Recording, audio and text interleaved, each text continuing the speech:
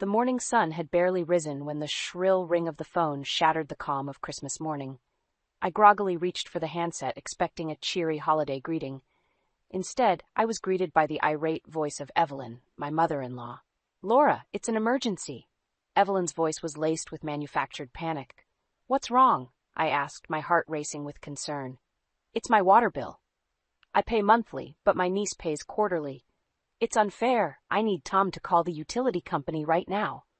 I blinked in disbelief. This was her emergency? I felt a surge of irritation. "Evelyn, it's Christmas. The company won't be open today, and it's hardly an emergency." She cut me off. "You don't understand. I'm alone here, and no one cares." Her voice rose, teetering on the edge of hysteria. As I tried to reason with her, I heard Tom's footsteps approaching. "What's going on?" he asked, rubbing sleep from his eyes. "It's your mom," I said, passing him the phone. "Water bill crisis." Tom's face tightened as he listened to his mother.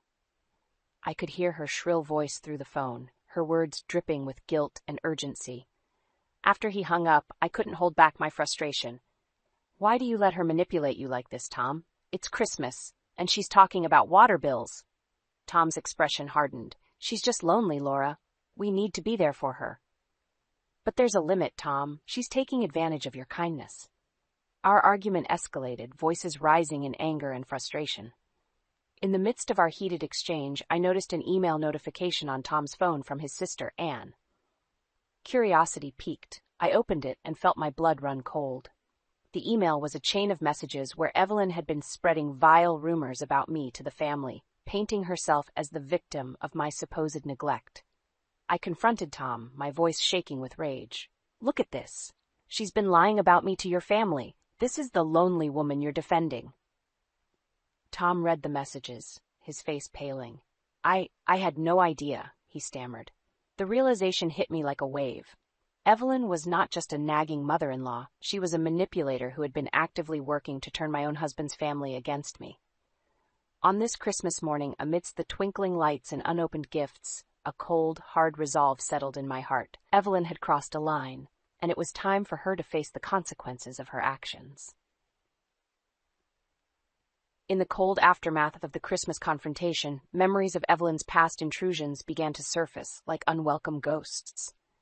I sat in the living room, the twinkling Christmas lights mocking me with their cheer, as I recalled countless instances where Evelyn had overstepped her bounds. Each memory stoked the fires of my resolve. Later that day, as Tom and I sat in strained silence, I decided to open up about the simmering resentments. "Tom, do you remember our anniversary last year?" I began, my voice steady but laced with bitterness. "How your mother showed up uninvited and made that scene about how I'm not right for you." Tom shifted uncomfortably. "I know, Laura, but she's just... Or what about the time she accidentally sent those emails to your colleagues about me being an opportunist?" I cut him off. "It's always just Evelyn being Evelyn, but it's destructive, Tom. She's tearing us apart." Tom looked down, unable to meet my gaze. "I didn't realize how much this affected you," he admitted. The next day, I decided to dig deeper into Evelyn's behavior. I called Anne, Tom's sister, and what she revealed was shocking. "Laura, you're not the first," Anne confessed. "Mom drove away Tom's ex with similar tactics. I thought she'd changed, but I see the pattern now." My heart sank. This was a deep-seated pattern of behavior, not just simple meddling. "Why didn't anyone warn me?" I asked, a mix of anger and sadness in my voice. "We thought she'd mellowed out," Anne replied. "I'm so sorry, Laura." That night, I lay in bed, Tom's steady breathing beside me, a stark contrast to the turmoil in my mind. The revelation of Evelyn's past actions wasn't just hurtful, it was a betrayal of trust. I realized then that exposing Evelyn's manipulative nature was not just for my vindication, but for the sake of the entire family. It was time for Evelyn's web of lies to unravel. I began collecting evidence of her manipulations, emails, messages, and even recorded conversations. Each piece of evidence was a confirmation of her deceit. I was building my case, not for revenge, but for justice. Evelyn's reign of emotional terror had to end, and I was going to be the one to end it. As I worked, a sense of empowerment grew within me. For too long, I had let Evelyn's actions slide, but no more. The day of reckoning was approaching, and I would be ready. As the days rolled on, my mission to expose Evelyn's duplicity became my driving force. The strain between Tom and me grew, a silent undercurrent beneath our daily routines. He knew I was planning something, but the full extent of my intentions remained hidden, like a shadow in the corner of our life. One evening, as I was organizing the evidence I had gathered, Tom approached me, his expression a mix of concern and caution. "Laura, what are you doing?" he asked, his voice tinged with unease. "I'm doing what needs to be done," I replied without looking up, my eyes fixed on the screen displaying years of Evelyn's manipulations. "This is going too far.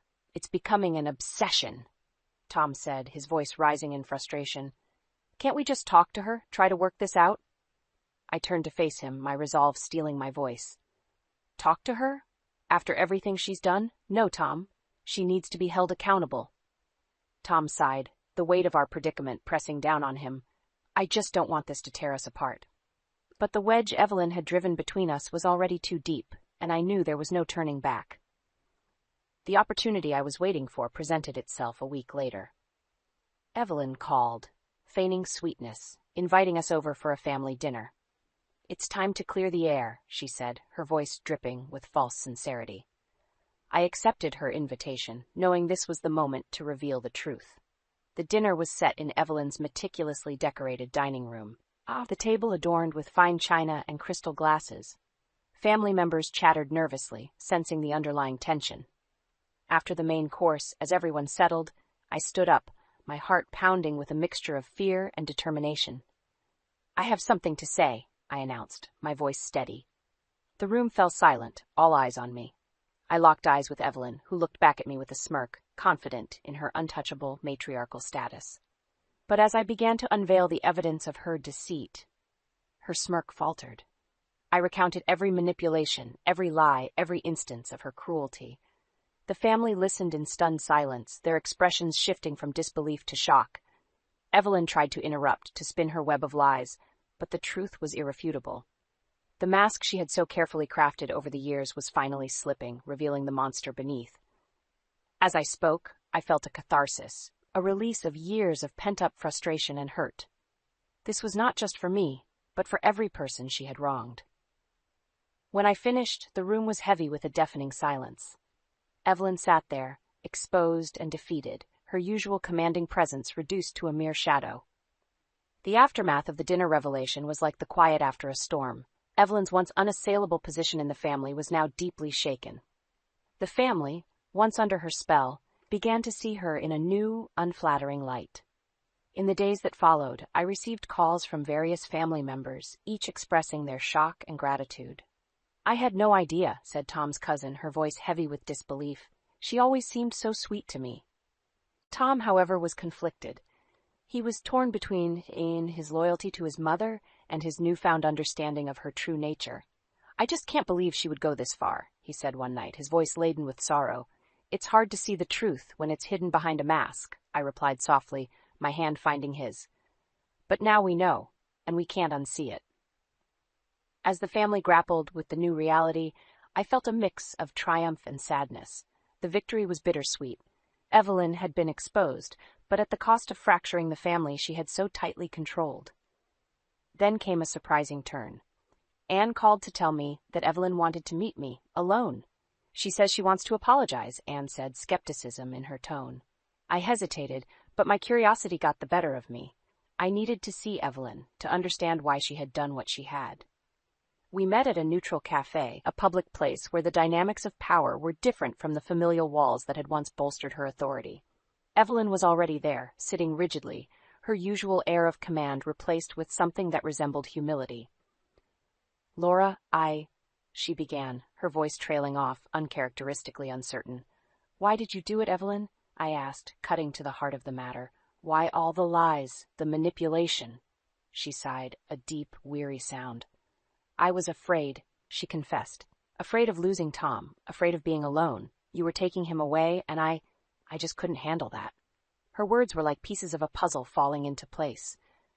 The fear, the insecurity, it didn't excuse her actions, but it painted a more complex picture of the woman who had become my nemesis.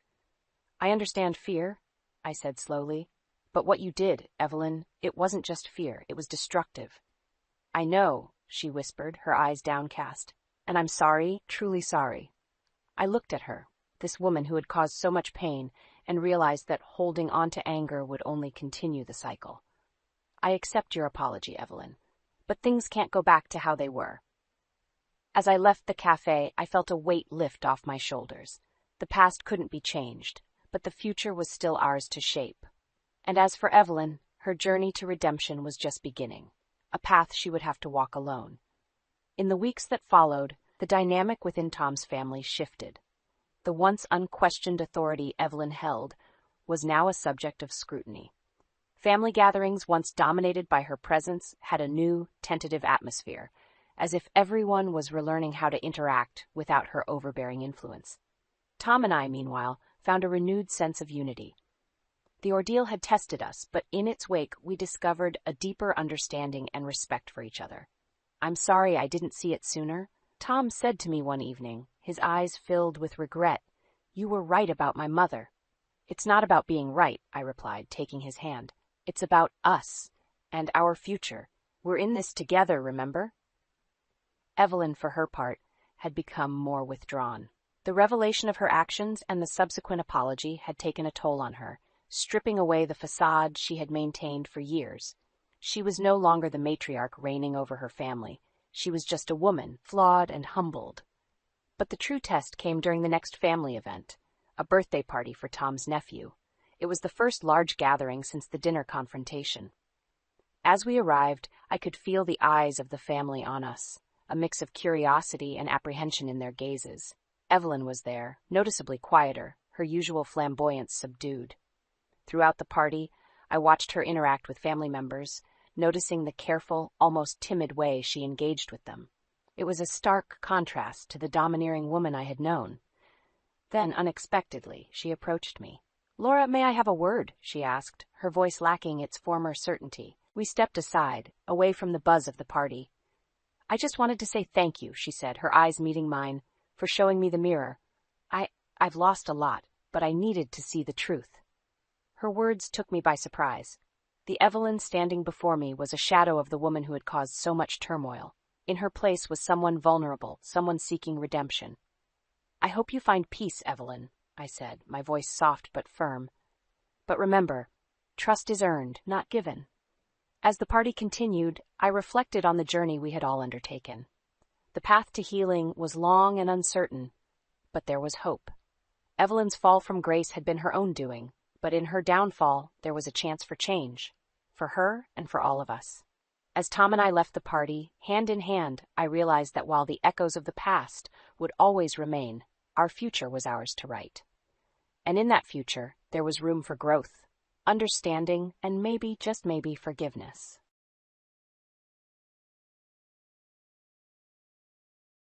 Hey everyone, I'm Claire, and I want to share a chapter of my life that revolves around challenging relationships with my in-laws and husband. Currently navigating the complexities of a divorce, I thought it might resonate with those of you who've experienced unwarranted criticism from your in-laws. Let me take you back to how it all began. I met Zane, my now estranged husband, on a dating site when I was a 19-year-old college student. Zane, at 25, had a stable job despite the age gap. Love blossomed between us. I've never been one to judge based on age or appearance, so Zane's age was never a concern for me. However, Zane struggled with our age difference.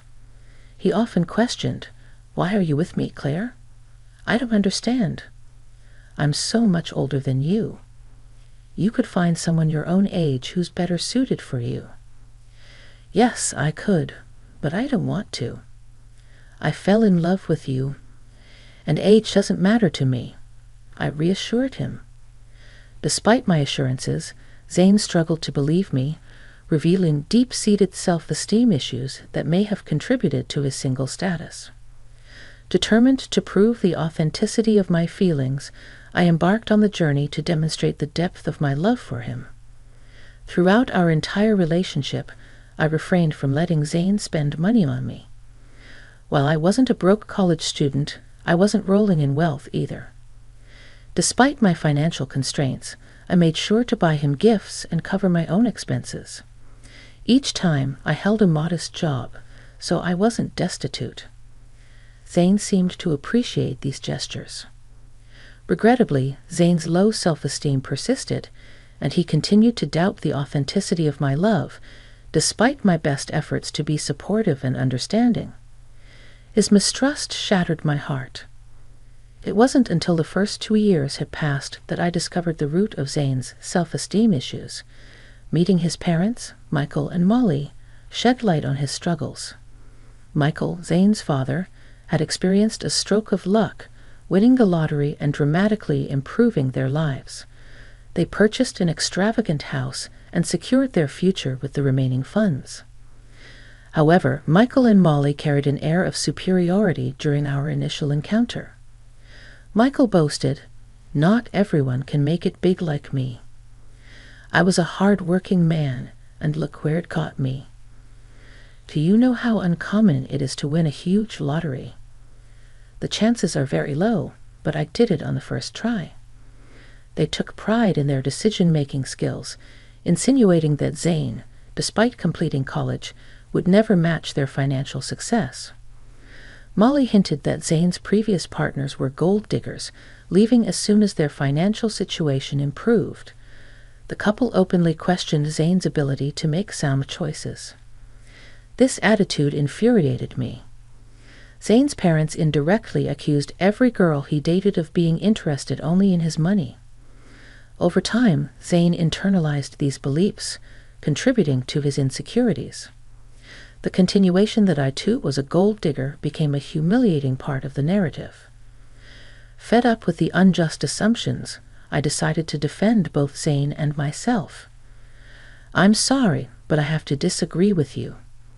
Zane has worked hard to establish himself in his career, and with time, he will achieve even greater success," I declared.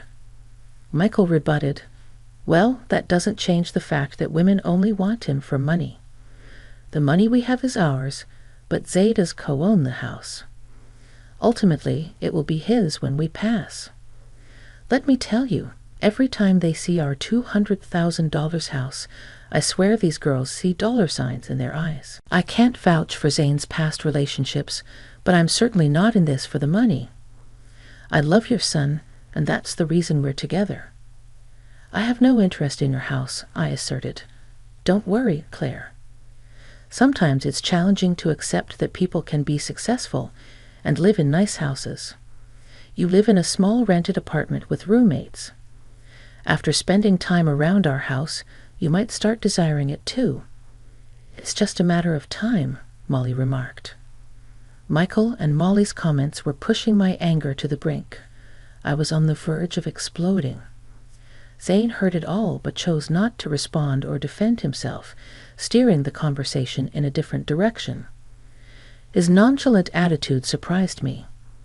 On our way home, I decided to address it with him. "Zane, your parents are being unkind. They're insulting both of us. Why didn't you speak up? What did you expect me to say, Claire? I can't be certain they're entirely wrong. Women in the past have used me to try and benefit from my parents' wealth. They made grand plans involving the house and how it would be ours once my parents passed away. Even if they were gold diggers, that doesn't mean I am one too. You stayed silent when your family insulted me as well. You know my family is well off now. There's a chance they're right about everything. I'm not saying you had bad intentions, but I can understand why it might seem questionable. You don't have parents, so you rely on my inheritance alone. What you're suggesting is absurd. Zay, I've never pressured you to spend money on me. And just because I don't have an inheritance doesn't give you the right to label me a gold digger." Zane remained unwilling to acknowledge my concerns, insisting that he loved me and the reasons behind it didn't matter. He shrugged off the need for further discussion. While some might have found solace in such assurances, I couldn't accept the thought of him harboring negative beliefs about me. I attempted numerous conversations, hoping to make him understand my perspective. I even suggested therapy, recognizing its potential benefits for him. However, he adamantly claimed there was nothing wrong, causing me to eventually abandon the effort. As time passed, I distanced myself from his family. We became engaged shortly after my college graduation, and although my job paid decently, I started saving to contribute to our wedding expenses. We split the costs evenly and got married when I was 22. However, the subsequent 3 years turned into a tumultuous period of my life. Zane frequently visited his parents, returning home in a sour mood each time. I knew Michael and Molly were still taunting him and branding me as a gold digger. Despite my pleas for Zane to limit contact with them, he continued to engage with his parents. Their words poisoned his perception of our relationship, convincing him that no one could genuinely love him. Even after years of love and care, Zane remained suspicious of me. The burden of constantly proving myself became increasingly draining. However, the breaking point arrived on Zane's birthday. In line with his preference for small celebrations, we had a quiet cake party at home. I presented him with the expensive watch he had desired. Zane was elated with the gift, but my joy waned when he suggested visiting his parents to showcase it. Despite my reluctance, I accompanied him at his insistence. Upon reaching their house, Zane eagerly displayed the watch to Molly and Michael. "Mom, Dad, look at this beautiful watch Claire gave me. I've been wanting it for a while now. Isn't it gorgeous? Oh, did she know, Zane?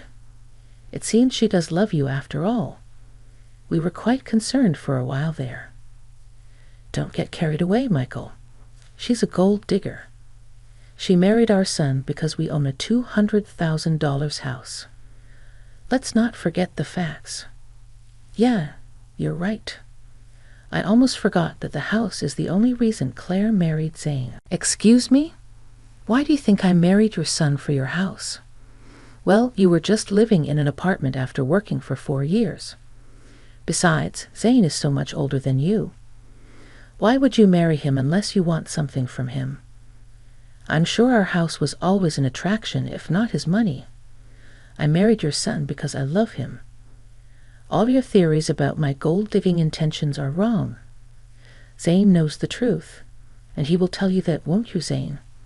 To my complete surprise, Zane remained silent. I was already feeling uncomfortable with my in-laws' belief that I was a gold digger, but Zane's reaction, or lack thereof, shocked me. He kept his head down and avoided eye contact with me. Feeling perplexed, I decided to push him a bit. "Why are you not saying anything, Zane? Your parents always thought I was a gold digger. How will they know the real me if you don't tell them? Why are you quiet? Tell them they're wrong." I don't know what you want me to say, Claire. I don't know if my parents are off the mark. There might be a possibility that you're after this house. Are you serious right now, Zane? You believe I married you for your assets." He's not wrong to think like that. It's suspicious that you've never considered buying a house. You haven't even discussed it with him. For someone renting a place, owning the house should have been a priority. Yeah, it should be a priority, but you've chosen not to work toward owning a house. Our place is expensive, and you can't afford something like this. Even if you tried, so you decided to marry Zane and settle here. That makes more sense to me. I mean, why would you marry me, Claire? You might have feelings for me, but I think there's more to it than just love. I found myself speechless after this exchange. All the love I had for Zane seemed to have been reduced to nothing. At the end of the day, my in-law, and even my husband, viewed me as a gold digger. While my in-law's reaction bothered me, it was Zane's response that devastated me. In that moment, I made a decision. I wanted a divorce. I didn't immediately disclose my decision to them.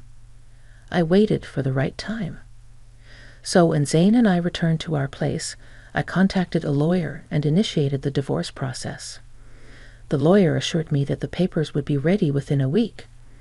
In the meantime, I opted to stay in a separate room. Zane assumed I was just letting off steam and had no idea of what was coming. When the divorce papers finally arrived at my parents' house, I packed my bags and left. When Zane called me in a panic, I instructed him to come to an address and bring my in-laws along. Despite his confusion, he agreed. Upon their arrival, I was waiting on the porch. They looked taken aback by the house. I said, "You must be wondering why I brought you here.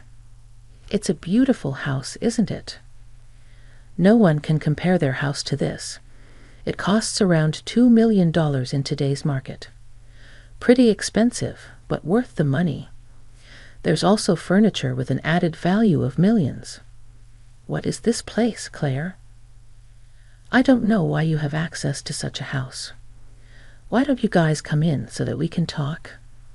I can't tell you everything on my porch." "What do you mean by your porch?" I brushed off their astonishment and walked inside. They trailed behind, even more impressed by the opulence within. The owners of the house had spared no expense. As we settled down, I took a deep breath and addressed them. "I've reached a decision, and that's why you're here. I filed for divorce. Here are the papers. We can proceed with an uncontested divorce if you agree." "What? I don't understand. Why are you filing for divorce?" Zane's voice held a mixture of confusion and concern. "Because you and your parents believe I'm a gold digger. You think I'm after your house, right? Despite my assurances, you refuse to listen. So I'll spare you from my gold-digging self and divorcing. It seems that's what everyone wants. You're considering divorce just because my parents told the truth. That's ridiculous. We didn't say anything untrue." Zay's tone betrayed his disbelief. "I think this is for the best. Saying is she's adamant. You should sign the papers. At least then you'll find someone who truly loves you." His mother interjected, her expression unreadable. "Why did you bring us to this house? Do you expect me to buy this for you as part of our divorce settlement?" Zay's voice carried a tinge of accusation. "Why would I need you to buy this house, Zay? This house is already mine," I replied calmly. The shock and disbelief etched on their faces hit me like a bomb. They regarded me with disbelief, as if I were joking. Zane and his family seemed utterly unconvinced. "How on earth can you afford a house like this? You're renting, and your job isn't enough to cover this. Stop lying to us," Zane's father demanded, his tone sharp with suspicion. "I'm not lying, Zay. Remember when I mentioned that my parents left me some inheritance? Well, this is the house I was talking about. It's under a trust now, but I'll officially inherit it when I turn 30. I don't work a high-paying job because I have a trust fund waiting for me." "That's impossible. Your parents passed away a long time ago. They should have let you have the house earlier," Zay's mother exclaimed. "Well, you see, my parents were aware of the potential leeches I might attract, so they instructed me never to disclose the house or trust fund to anyone. Call it foresight, but they knew someone could exploit me. Hence, they placed everything in a trust to keep it safe until I reached 30. By then, I'd hopefully be settled with someone who genuinely cared about me, not my inheritance." "Oh my God, Claire, you should have told us about your wealth. We had no idea. This is a sizable house you have. We could all live very comfortably here." "Yeah, you should have shared that sooner. We thought you were after our house. We could have avoided all the misunderstandings. I'd always known Claire was perfect for Zane. I've been saying she's a great woman. Look how wealthy she is. Zane really found a great match." Hearing this, I couldn't help but laugh. Their attitude toward me had shifted so rapidly that it made my head spin. What was even more bizarre was that they soon seemed to forget about the divorce filing. I took out the divorce papers and signed them. "As I was saying, here's my signature for an uncontested divorce. You can just sign these to make it easy. If you want to fight, we can take this to court. I won't live with you anymore, Zane." Claire, listen to me. There's no need to rush this. You've already proven you're not a gold digger. There's no reason to get a divorce anymore. We even apologize for any misunderstanding. That should make things better, right? Yes, Michael is right. We're sorry, Claire. We doubted you for no reason. I don't want your insincere apologies, Zane. For 2 years, you allowed your family to berate me and label me a gold digger. I expected you to at least defend me, but no, you sided with them and accused me of being a gold digger as well. I won't stay with someone who doesn't respect his wife. I'm done with you. We can part ways amicably or involve the courts. The choice is yours, Zane. Molly and Michael tried their best to change my decision, pleading with me to let go of the past. In their minds, what happened was just a simple misunderstanding. Not once did they show remorse for tarnishing my name. Their audacity fueled my anger. When I reached my breaking point, I demanded they leave before I called the police. My anger intimidated them, and they left. Over the next few weeks, Zane and my in-laws continued to harass me daily. They begged, pleaded, and even offered bribes to convince me to stay.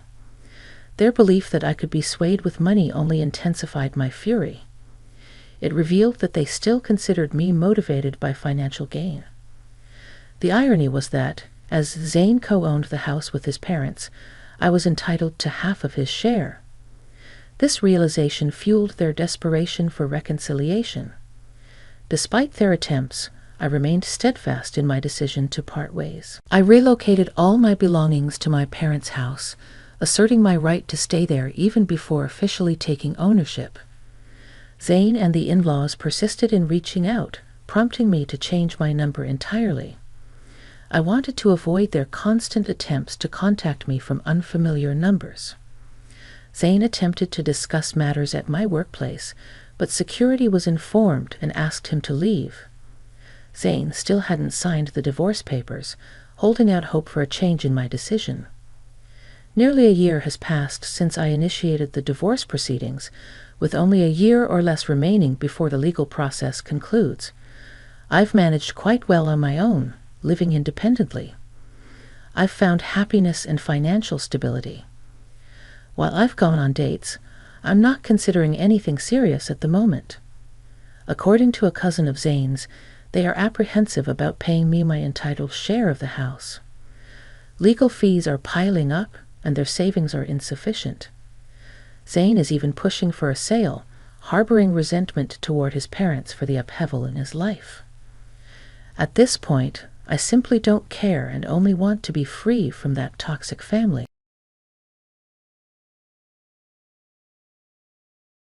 Your room is just a tiny space that should be enough for you, my mother-in-law said with a sneer, seemingly enjoying looking down on me. I am a working housewife living with my husband, Howard, and we have one son. Now that our son has grown up and found a job, I thought my ties with my in-laws, with whom I've had conflicts since my son was born, would lessen. However, one day Howard brought his parents home without any prior notice. "Why did you suddenly bring Mom and Dad here?" I asked. We're going to live together to take care of them," was his reply. I was astounded by my husband's unilateral decision. Then he dropped another bombshell. We need to renovate the house too. We have to make rooms for my parents to live in." And so my mother-in-law had the audacity to suggest that a tiny room would be enough for me, looking down on me as if I deserved no better. At that moment, the commander in my head decided it was time to part ways with this family. "All right then, I guess it's divorce," I said. My father-in-law smirked. "Husband earning $7 per hour," I continued. My father-in-law smirked again. Then for the first time, he spoke up. "Don't make such a boring joke. What's so funny about it?" I retorted. "Whether he believes it or not is his prerogative, but he will understand in time," I added. "My words are no joke, and he will soon discover my true worth." My name is Tracy, a 49-year-old working housewife living with Howard. I've been working at my family's factory since graduating from university. Howard and I met during our university days, belonging to the same seminar. We only spoke about necessary academic matters and hardly spent any personal time together. However, as seniors, we began consulting each other about our thesis, which led to our friendship and eventually a romantic relationship. We got married soon after graduation. Now we have a son who is a working adult. He started living on his own after getting a job, but we still see each other once or twice a month. He always celebrates our birthdays and gives us presents on Father's Day and Mother's Day, which makes me happy. He's a wonderful son. However, I have some issues with Howard and his parents. Howard's parents are in their late 70s and live near us, but we rarely interact. Hey, it's time to consider living with my parents. They're getting older and it worries me. Howard reminds me occasionally, but I have never agreed. Every time he mentions his mother, I'm reminded of our past conflicts, which depresses me. How long are you going to hold on to the past? We're adults now. Can't you just let it go and start caring for my parents properly? Every time we discuss living together, the atmosphere between us grows tense, and the conversation ends with Howard getting angry, leaving things unresolved. The conflict between me and specifically my mother-in-law was created by her and Howard, and I couldn't accept it. I was appalled by their nerve, considering the terrible treatment I've received. Our relationship with my in-laws wasn't always bad. We used to get along well. Tracy, let's go out together. I want to go clothes shopping, my mother-in-law would say. I would normally accept such invitations on weekends, and we even had coffee and chatted afterwards. When we went on trips, I would always bring back souvenirs, and we were close enough that they would give us vegetables and fruits, which made me feel like we were quite close. Everything changed after our son was born. I was struggling with my first childbirth and childcare, trying my best despite the confusion. I wanted to make my son happy as a mother, but it seemed like Howard just couldn't develop a sense of responsibility as a father. Throughout my pregnancy and even after giving birth, he hardly did anything to help. When I was immobilized by severe morning sickness, he would yell at me to hurry up and cook. Even when I said it was because I was worried about the baby, he would make me carry heavy things or do tasks that involved unstable footing, like changing light bulbs. When our son would cry at night, he wouldn't feed him, change his diapers, or even hold and soothe him. Why won't you help at all? He's our child, so you should participate more in childcare. And I wish you would do more housework too, I would plead. But it seemed like nothing reached Howard's heart. Why should I have to do any housework? He said, with a sullen look and a sticky gaze.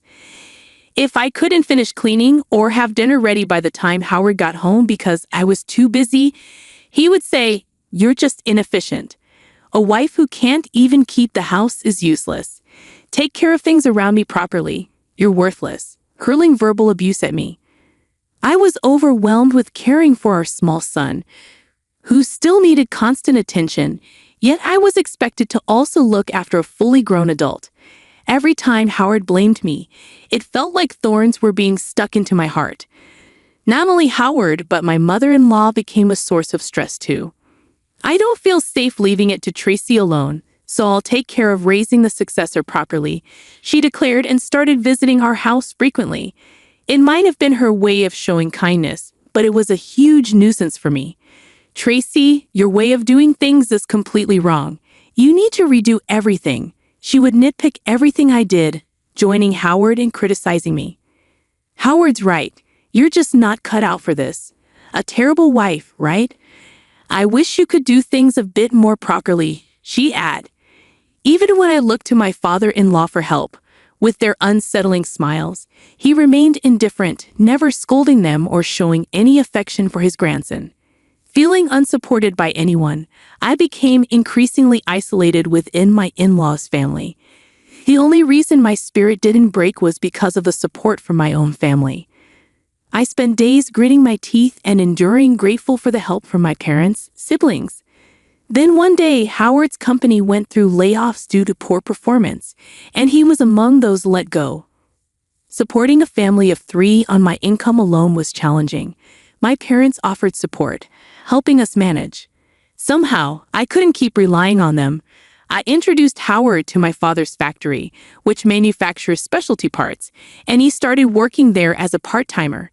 I'm forever grateful to my parents and siblings.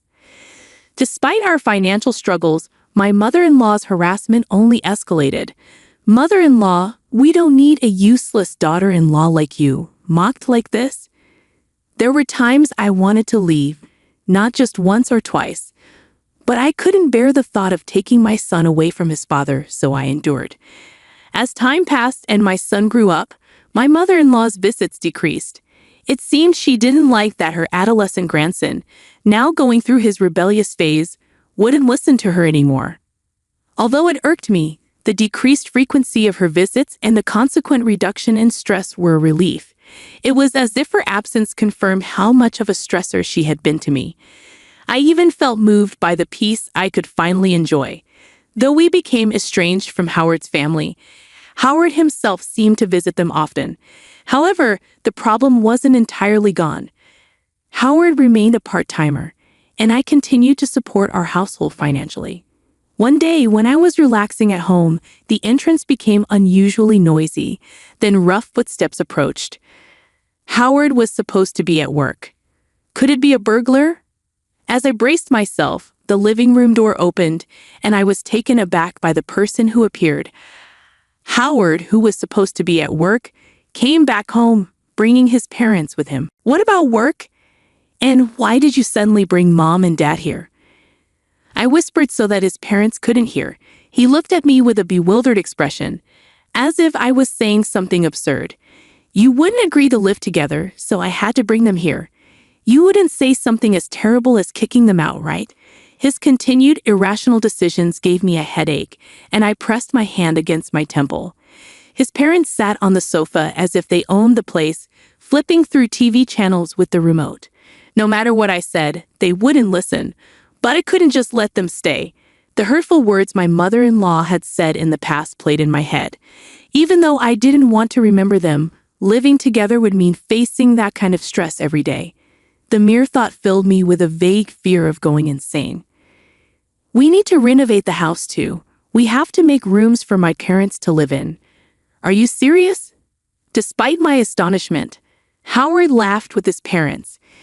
They might be pleased with themselves for doing their filial duty, but inside, I was seething.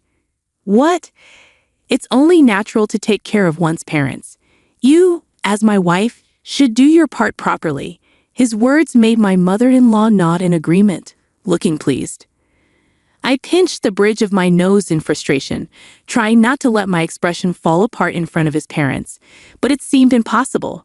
"Tracy, we'll make a tiny space. That should be enough for you." My mother-in-law hadn't changed, right? Even after all this time, my mother-in-law hadn't changed for the better. Realizing that living with them would start my hell all over again, something inside me snapped. And who's going to pay for the renovation? Well, that would be Howard, of course. Howard was momentarily speechless, perhaps surprised by my unusually stern tone.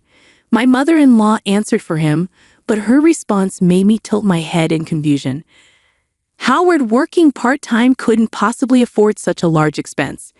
Do his parents not know about his job situation and our financial condition? Noticing my skeptical look, Howard hastily spoke up.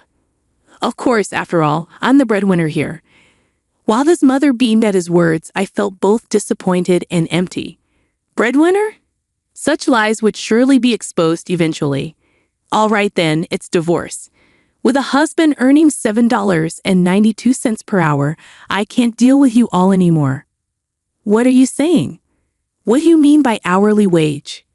Ignoring Howard's panicked reaction, I continued speaking calmly. Howard, who had always looked down on factory work and never put in any effort, remained on part-time status due to his unserious attitude and limited capabilities. So his hourly wage never increased. Despite my urging him to take his job seriously, he ignored me. He couldn't possibly afford the renovation. Moreover, since they made the decision without me, I had no obligation to pay. After I finished speaking, Howard and his mother fell silent, but my father-in-law smirked. What was so funny? As I wondered, the man who had been silent until now finally spoke. "Don't make such a boring joke." Following his words, my mother-in-law regained her composure and started mocking me. They probably couldn't fathom their son being penniless. That's right. It must be a joke. You're actually being supported by Howard. What's true will eventually come to light. Without further engaging with them, I silently left the house and went back to my parents, then called my son. "Sorry, I've decided to divorce Dad." I didn't provide a detailed explanation, but my son seemed to understand immediately. "I see. You've been enduring all this time, haven't you? You don't have to suffer anymore." Hearing his kind words almost made me cry, but I managed to hold back and thanked him. My voice was shaking, which he might have noticed, but he didn't mention it until we ended the call. Feeling liberated, I sent the divorce papers to Howard.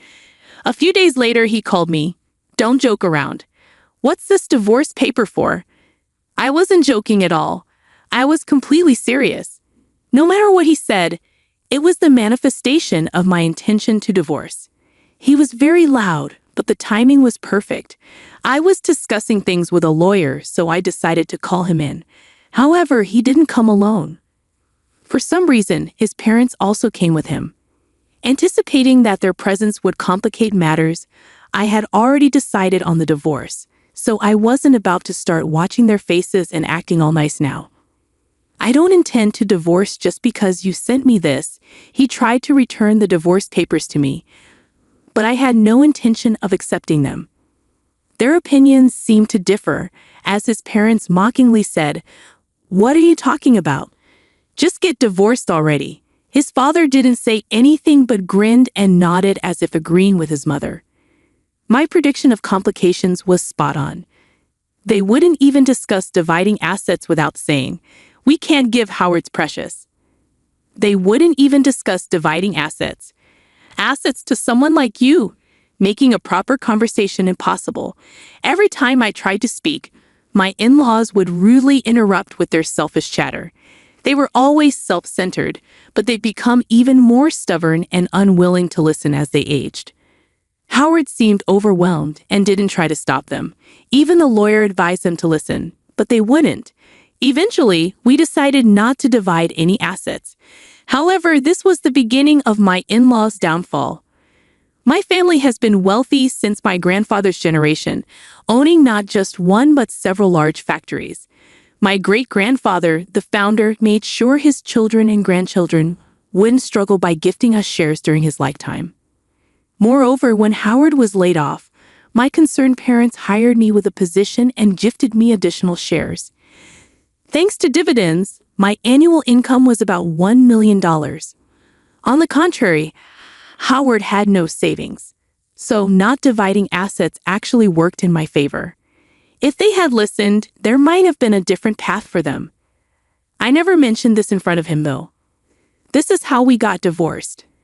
After spending time that couldn't even be called a discussion, Howard went to work as usual the next day, but something was off. His not working was nothing new, but he was oddly clingy. "Please, let's start over. I can't do anything without Tracy. I only said we should divorce because of my parents." He started crying and making a scene, reminiscent of a child throwing a tantrum in a supermarket because they couldn't get candy. Seeing a grown man behave this way was unbearable. "Cancel the divorce, please. Can you not? You're getting in the way of work. I won't move from here until you say you'll stop the divorce." He kept being selfish and disrupting my work. Other employees looked confused, not knowing what to do. Some were waiting for my instructions to proceed with their tasks. So it wasn't an exaggeration to say he was hindering the whole workplace, not just me. I took a deep breath. There was no other choice. I couldn't let this disrupt our work any further. Using my authority, I decided to fire Howard. Of course, firing him wasn't just to get through the moment. In fact, Howard had a history of poor behavior at work, including taking long breaks, hurling abuse when his mistakes were pointed out, and receiving numerous complaints from other employees. He also had a habit of laziness, often arriving late or not showing up at all for his mere 3 days of work per week, despite my warnings. There was no improvement. I had gotten used to his behavior and let it slide, but today he was late again. It's probably why he was laid off from his previous job. You're fired. Your presence here only disrupts the work. So please leave immediately and move out of the house we lived in together. That house was actually in my name, and I had planned to evict him upon our divorce. As I spoke calmly, tears started flowing from Howard's eyes again, his face becoming a mess with a runny nose. I looked away from him. There was no more mercy to be had. I hoped he would realize the trouble he had caused all this time. Realizing he couldn't overturn my decision, Howard solemnly left the factory, but the storm was far from over. The next day, my mother-in-law showed up at the workplace. Cancel Howard's firing. You can't make such a decision based on your personal feelings alone, can you? It was not at all just my personal feelings. I had clearly communicated this, but either she wasn't listening or refused to believe her son could be at fault. Knowing she wouldn't be satisfied with anything I said, I decided to resolve everything by calling in Howard, my father-in-law, and a lawyer to discuss again. Perhaps because Howard seemed so defeated and spoke little, his parents appeared more subdued than before. They looked at him worriedly, muttering something as if wanting to speak. First, let me explain that I am an officer managing the factory. I keep a close watch on the employees. And based on that, I decided to fire Howard. After revealing how I had been supporting the household, my in-laws finally seemed to take me seriously. Is that true, Howard? It seemed more like they believed because Howard nodded than my explanation. Though slightly irritated, it was far better than being railed at as before. Wait, what about the renovation? So Howard can't pay for it. Oh dear, we've already paid the deposit and started the work. My mother-in-law became frantic, her face paling. They had been counting on Howard's earnings to pay the rest, having spent all their savings on the renovation deposit. But that's no longer my concern. I'm focusing on my work and enjoying living alone. As for the house renovation started by my in-laws, I decided to continue paying for the work already begun. I felt bad for the workers, and since the house was already under construction, it needed to be finished to be livable. Of course, I canceled the renovation plans made by my in-laws, intending to remodel it into a comfortable home for myself. Thinking of adding guest rooms for my son, parents, and siblings to stay over seems fun. I'm excited to erase the bad memories of living with Howard and make everything new, designing the house on my days off.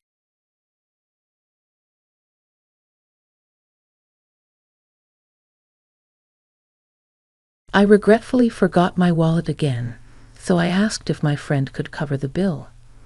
When my niece's school had an extended break, it became a routine for my single mother's sister-in-law and her daughter to stay at our house. Initially, I sympathized with her situation and believed in helping out, but over time, she began taking it for granted. One day, she insisted on going to a new outlet mall nearby, and reluctantly, I agreed. However, she conveniently forgot her wallet and demanded that I pay, frustrating me. Despite this, I didn't want to disappoint my sweet niece, who often went without due to their circumstances. Reluctantly, I covered the cost, insisting my sister-in-law repay me. Unfortunately, it didn't end there. On another occasion, my sister-in-law demanded another trip to the outlet mall, and this time, I was determined not to give in. My husband and I, in our 30s and married for 5 years without children, had discussed the possibility of infertility and decided to let things happen naturally. Our parents were supportive, understanding that not every couple follows the same path. Though still hopeful for children, we were planning our future without excluding the possibility of living without them. My younger brother, still single, once joked about having lots of kids for my share, seemingly unaware of our fertility discussions. Meanwhile, my husband's older sister, the sister-in-law in this story, was a single mother who regularly visited us during her daughter's school vacations. While I suggested alternatives, she insisted on staying, citing financial hardship. My niece, adorable and well-behaved, quickly became close to us, creating cherished summer memories at our house. As she entered middle school, the expenses began to mount with stationery, magazines, and fashion. Despite not wanting to interfere, my husband and I decided to give a generous middle school entrance gift. Touched by the thoughtful thank you letter, we looked forward to enjoying our separate vacations due to his work commitments. However, after Marine Day, my sister-in-law and niece unexpectedly arrived, announcing their month-long stay, reminiscent of previous years. I reminded her of our agreement to end these extended stays, but she brushed it off, saying, "I'll just stay in the room." Entering the room confidently, my sister-in-law remarked, "I've used it every year," while my niece hesitated, urged by her mother. My niece hurriedly brought their luggage, apologizing to me before settling in. My sister-in-law suggested a visit to a new nearby outlet mall, controlling the air conditioner and changing settings, expressing delight and not worrying about saving electricity while sipping on a chilled beer my husband had prepared. Frustrated, I called my husband, who couldn't leave work due to their unexpected visit. He asked me to handle his sister for the time being, promising to talk to her when he got home, even if it meant working late. Troubled by her unexpected stay, I couldn't ask him to leave work early. Reluctantly, I decided it was better to take my sister-in-law and niece to the outlet mall than to have them linger around the house. Seemingly interested, my niece nodded along with her mother's conversation, despite my reservations. I couldn't bring myself to ask her to endure it, especially considering she's my husband's relative. Unprepared for lunch and with unexpected guests, I reluctantly agreed to take them to the outlet mall. Acting for a bus due to the heat, my sister-in-law begrudgingly understood the situation. As we arrived at the outlet mall, she started fussing about forgetting her wallet. Her explanation about mistakenly putting her credit card back in her wallet didn't make sense. While I pondered her story, my niece looked momentarily disappointed but soon smiled, saying she's happy just looking around. Feeling sorry for my niece, I suggested covering today's shopping, estimating it wouldn't exceed $400 for 3 people. However, my sister-in-law seemed most delighted, eyeing expensive items from famous brands. I ended up playing the role of her wallet, using my credit card since I didn't have enough cash, demanding repayment as soon as we got home. My sister-in-law claimed she couldn't do it right away, citing a lack of cash and a forgotten bank card. When I suggested using her credit card's cash advance, she claimed her credit cards had expired, blaming a mix-up with a new one.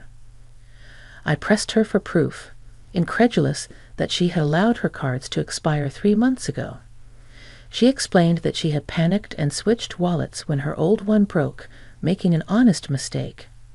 She didn't want her in-laws to know about her financial struggles, having already burdened them with the divorce.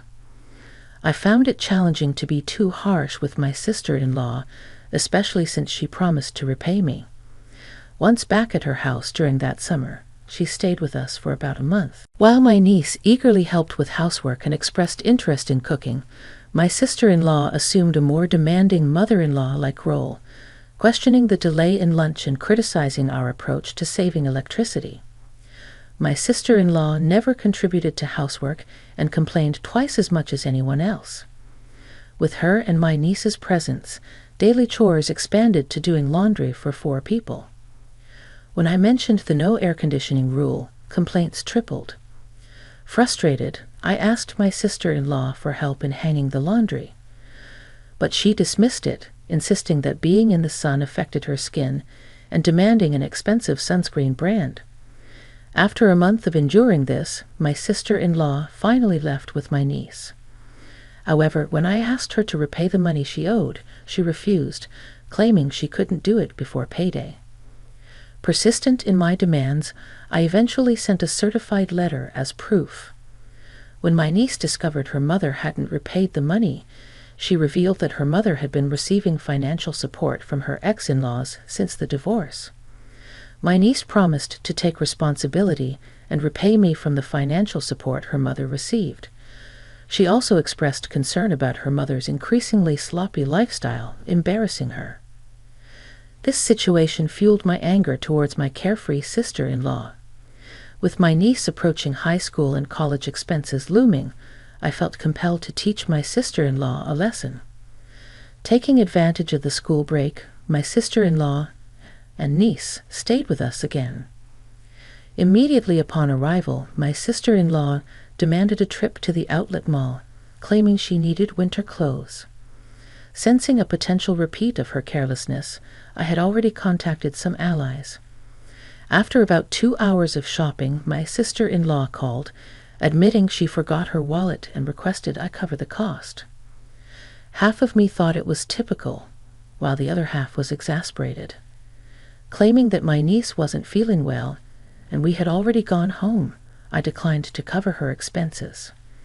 Infuriated by her carelessness regarding her daughter, I emphasized that all she had to do was admit she didn't have enough money and return the items.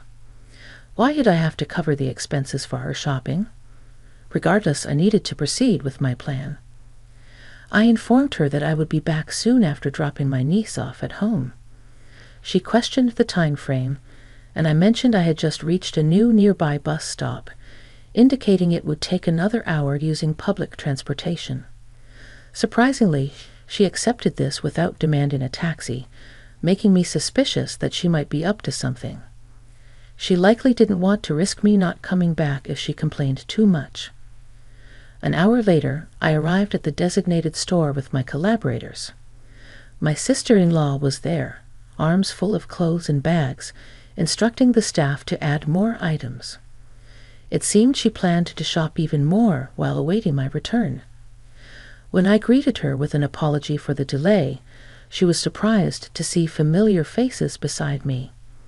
Alongside me stood my husband, who was supposed to be at work, and then my father-in-law appeared, changing my sister-in-law's expression from surprise to confusion. She stammered, questioning why my husband was there. In truth, I had informed him about her failure to repay the money, and he was aware of everything that had transpired. He had agreed with my plan and was actually at home on a day off, hiding in the bedroom when my sister-in-law arrived. I had followed our plan and told her he was at work, and she believed me without checking. After hearing the story from my niece, my husband agreed that we should inform his parents. We reported everything, including her extended stay and refusal to repay the money. When I explained our plan for the day to my in-laws, they were furious, saying it was outrageous. After separating from my sister-in-law at the mall, I immediately contacted them. My husband had driven ahead and waited for us. My niece and I left my sister-in-law and went to the parking lot where my husband was waiting to drive us to a hotel to meet my in-laws. They had planned to go on a short trip to a rural area, but they prioritized our situation over their trip and waited at the hotel. I felt bad that their plans were ruined, but they insisted on dealing with my sister-in-law's antics first. As planned, we left my niece with my mother-in-law at the hotel and returned to the outlet mall.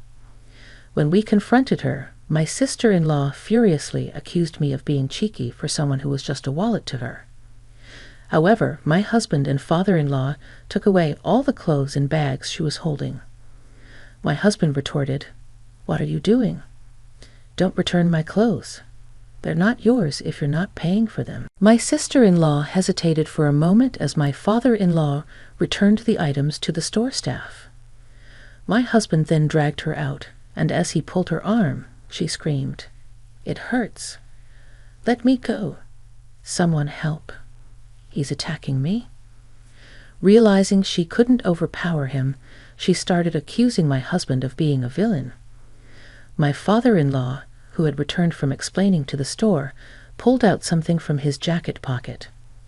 He was, in fact, a police officer. "I just happened to witness the incident," he explained, and everyone around us stopped listening to my sister-in-law's complaints. They pushed her into my husband's car parked in the lot.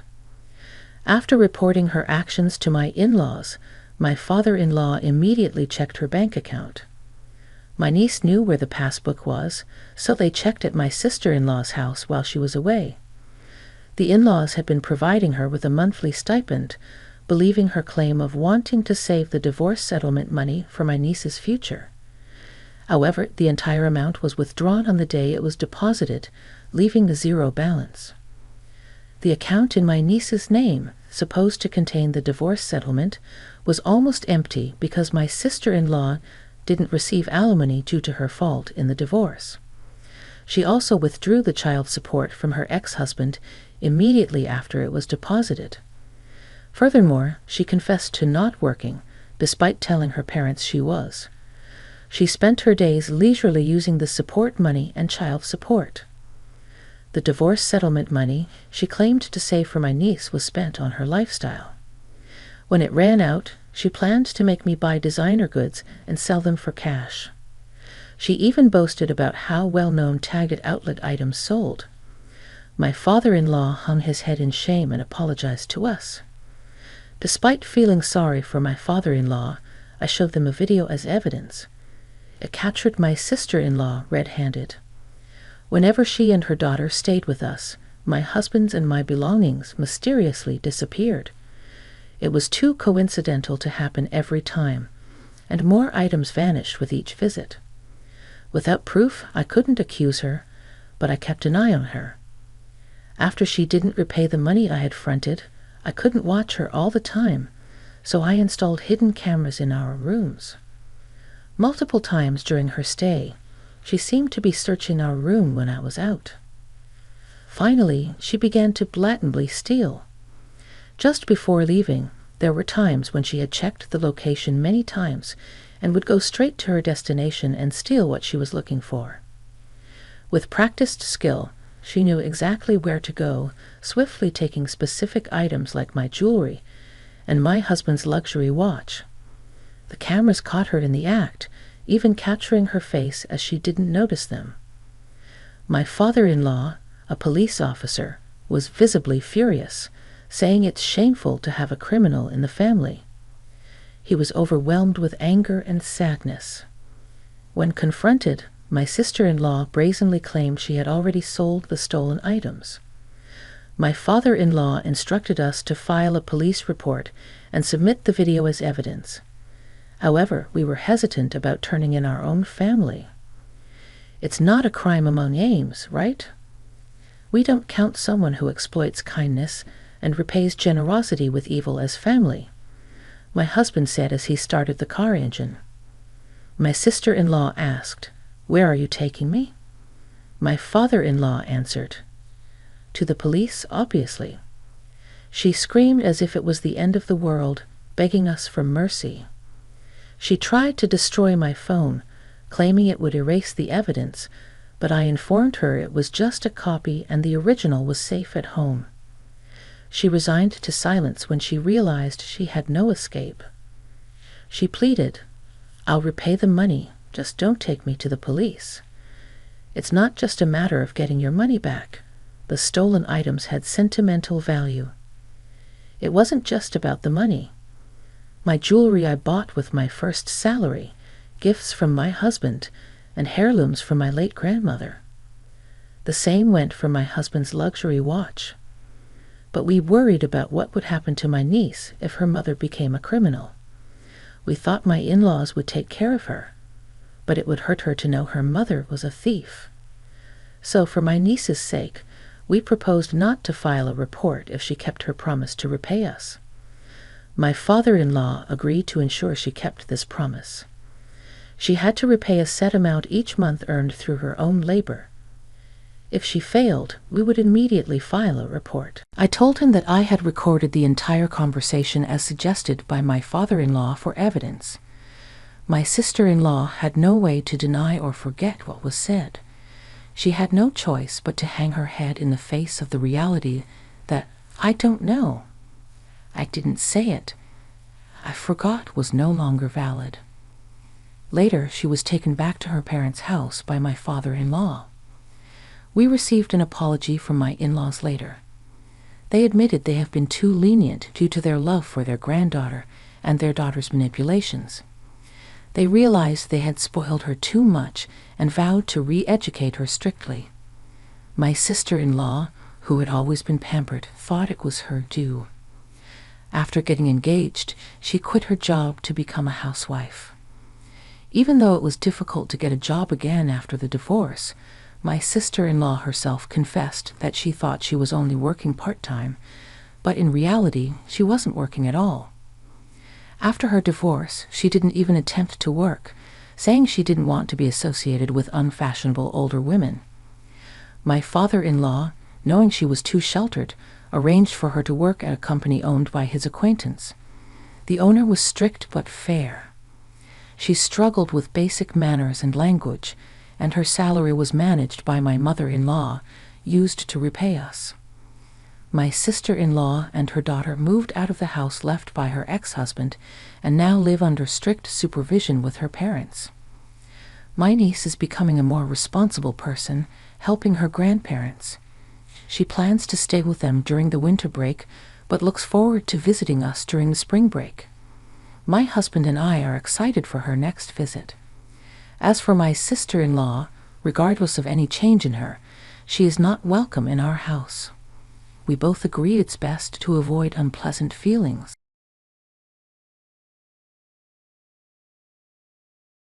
"We're using your mother-in-law's savings for this trip," Carol announced, her tone oddly casual. "It'll eventually become Tyler's inheritance anyway, so it's fine, right?" She added, as if to justify their actions. My brother and his wife had rushed over immediately after my mother passed away. Not to offer condolences, but to seize her bank book and withdraw her savings before I could even submit her death certificate to the government office. "You used Mom's money, huh?" I managed to ask, trying to suppress my anger. Carol's response was shockingly nonchalant. "Yeah, we spent about $10,000 on the trip." Oh well, the audacity of my brother and his wife conspiring to use my mother's money without permission made me furious for a moment. But then I remembered something these people didn't know. I couldn't help but laugh, I said, barely holding back my laughter. Carol looked puzzled by my sudden outburst. "What's wrong with you? Did the shock of us using the money make you go crazy?" Of course, I wasn't going crazy. I just couldn't help but laugh when I'd imagined the surprised faces of my brother and his wife when they found out the truth and faced their miserable fate. Their carefree days were probably numbered. I and Samantha, a very ordinary office worker raised by kind parents. My parents were always good-natured, constantly thinking about what they could do for others. Their kindness sometimes led them to being deceived or burdened with unfair responsibilities, but I admired them nonetheless. However, my brother Tyler had a completely different personality.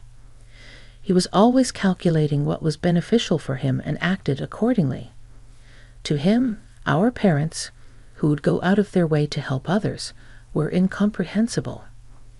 As Tyler grew up, his rebellion against our parents intensified. In high school, he began to demand more money from them, saying, "If you can afford to do something for others, you can give me more allowance."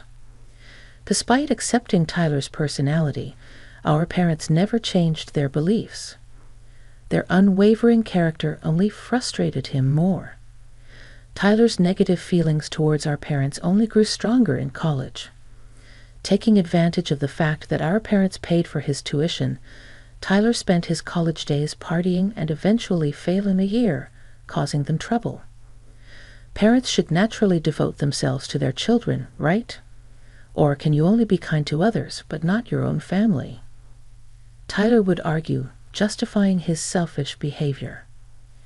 After graduating college, Tyler moved out and started living on his own.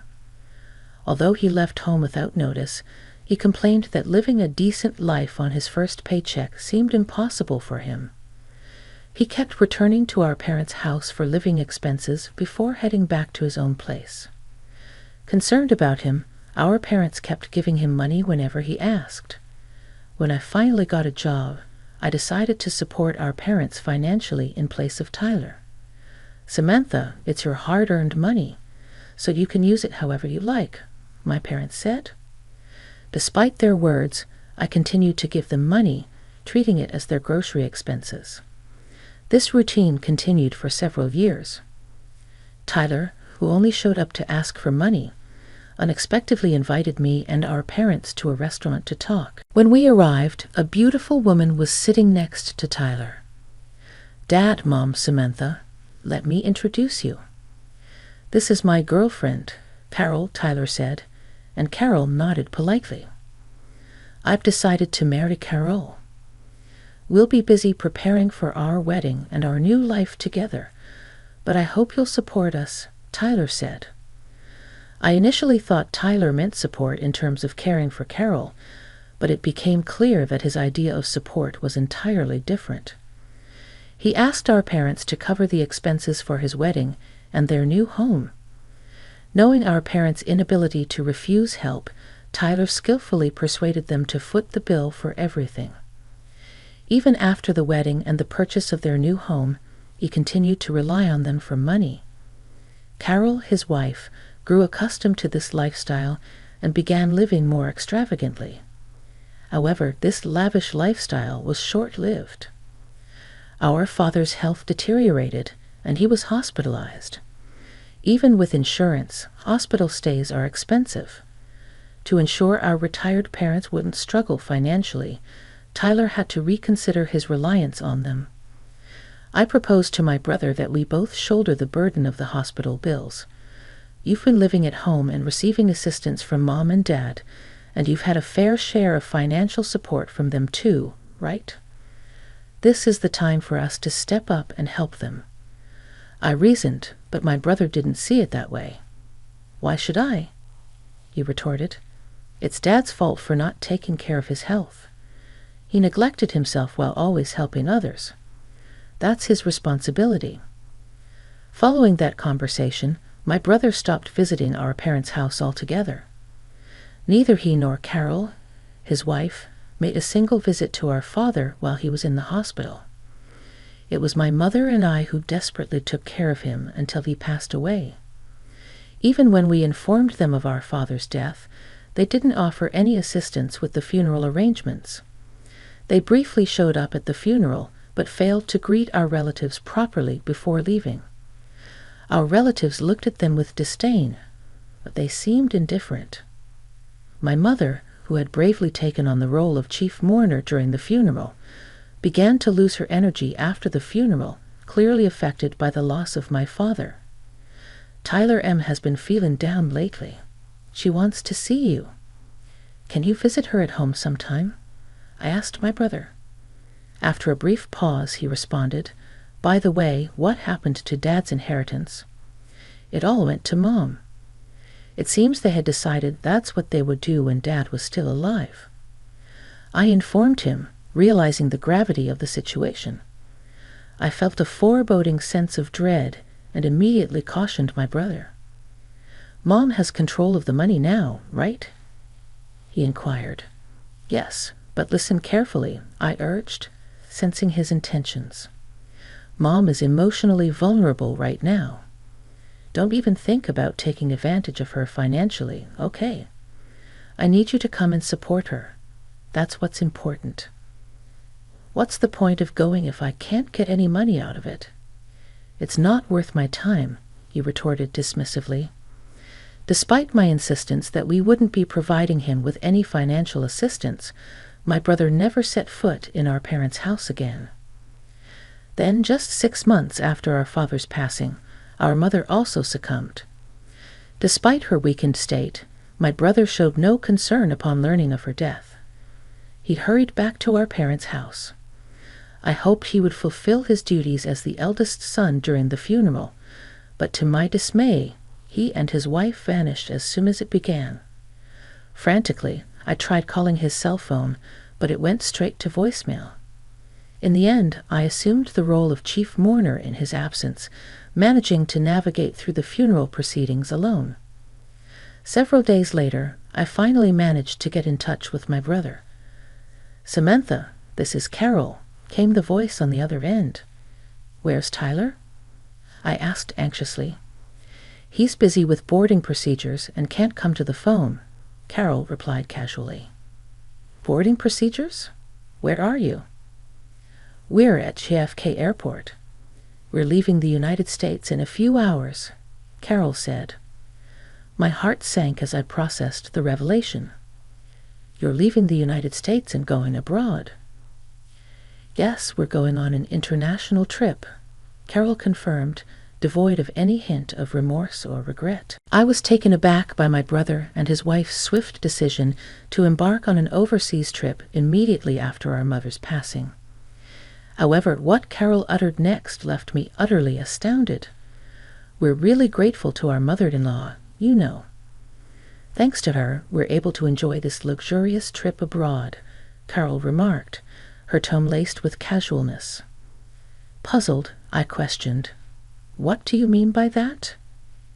"We used our mother-in-law's savings for this trip. After all, it was going to be Tyler's inheritance anyway, so why not use Mom's savings?" Carol explained nonchalantly. "How did you manage to get that money?" I inquired, my anger simmering beneath the surface.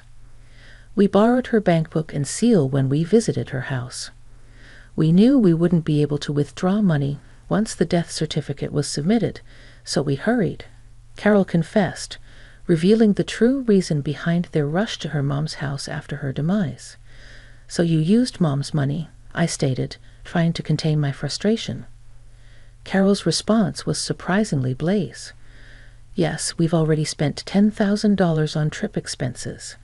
It's a good thing Tyler's plan worked out." Initially, I was furious at the audacity of my brother and his wife for dipping into our mom's savings without permission. But then a realization struck me. They didn't know. I couldn't help but chuckle inwardly. "Serves you right," I thought to myself. Perplexed by my sudden outburst of laughter, Carol questioned, "What's wrong with you? Did the shock of us using the money make you lose your mind? Tyler is the eldest son, so it's natural for him to inherit more, right?" I responded between laughs. "Sure, that's fine. I'll give up my inheritance so Tyler can inherit everything. That was your plan all along, wasn't it?" Upon hearing this, Carol's demeanor shifted to one of delight. "Oh my, you're quite understanding, huh? By the way, please make sure to arrange for all of Mama's mail to be sent to your house from now on. Don't worry, it's a simple task. I'll let Tyler know," she concluded cheerfully before hanging up the phone. I didn't hear from my brother again until they returned from their trip. "Samantha, Carol told me you're giving up your inheritance," my brother stated as soon as he called. "Yes, but more importantly, did you handle the mail forwarding from Mom's mail?" I asked. "Yeah, I took care of it as soon as we got back," he replied. "But you know you're not going to change your mind later, are you? You won't say you should have inherited after all?" I inquired. "Of course not. I still believe my decision was the right one," he affirmed confidently. "Well, it's only right that I, the eldest son, inherit everything," he added with a chuckle before ending the call. However, a few weeks later, he called again, sounding panicked. "There's a collection notice addressed to Mom in her mail." "What's this about?"